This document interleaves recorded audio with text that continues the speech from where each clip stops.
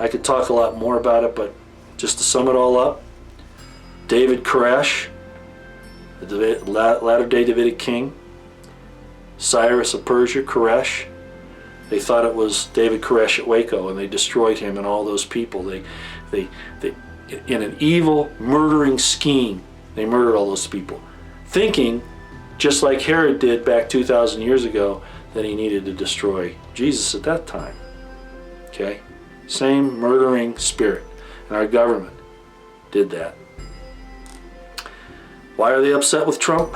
Because he fits what's called the prophetic profile of the Davidic king, return of Koresh, Cyrus, doing those types of things. It's all type and shadow.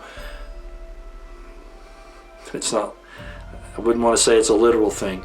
That still is, that remains to be seen. And I'm stuttering and sputtering a little bit here because I'm not sure exactly how far I should go with a lot of this, but I think you're getting the gist of it. At least I hope so.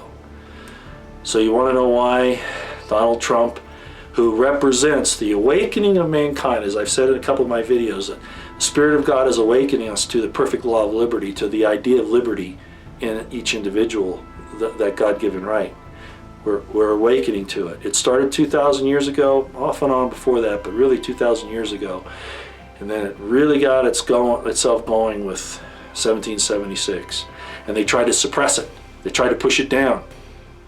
But this is coming from God, and it's going to continue to blossom. And those who dig a pit for us are falling in it themselves. That doesn't mean that there's not going to be a lot of trouble for us. But they're falling victim to their own devices right now. So, is Donald Trump the latter-day Davidic king? Well, at the very least, I think he's probably the Koresh, the Cyrus, promised to help us out. And there have been some other people that have talked about that. Trey Smith brought up, he has a God in a Nutshell project if you want to go look at his information. He has some of that there. And I forget all of the different Christians who have talked about this. I'm not the first one. I've just gone a little deeper into some of the hidden meanings that are available in the Hebrew. So I'll leave it there at that. I hope that Donald Trump sees this. He is probably, in one interview he said he's done nothing wrong. When I'm talking about his personal life. This was some years ago, I think. But in fact, this little situation with women is bothering him, and I want to assure him that based upon the parameters I've discussed here, sex isn't a sin. It's how you use it. What kind of responsibility you have. Remember, I've talked about rights are responsibilities. So if he's been responsible in the way that he's conducted himself, the Christian preachers out there saying, oh, sex is adultery, just sex out of marriage is wrong and all that. Sex is marriage, all right? It is marriage. If in the Bible it says, and I'll say this real quick, if a man sees a maid and humbles her, he will take her to be his wife and cannot put her away all the days of his life. Wow. That was sex before some marriage ceremony?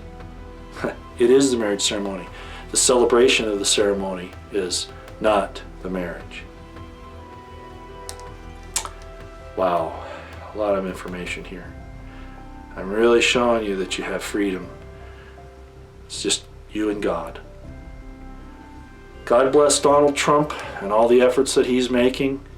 Those of you who have contact with him, maybe you can send this series to him. I'm going to try to tweet it out, but I'm just a little guy. I'm a nobody. And some of the things I've said here are going to really be a problem for a lot of people. But as I was accused of in the Army, this guy speaks his mind. And that's true.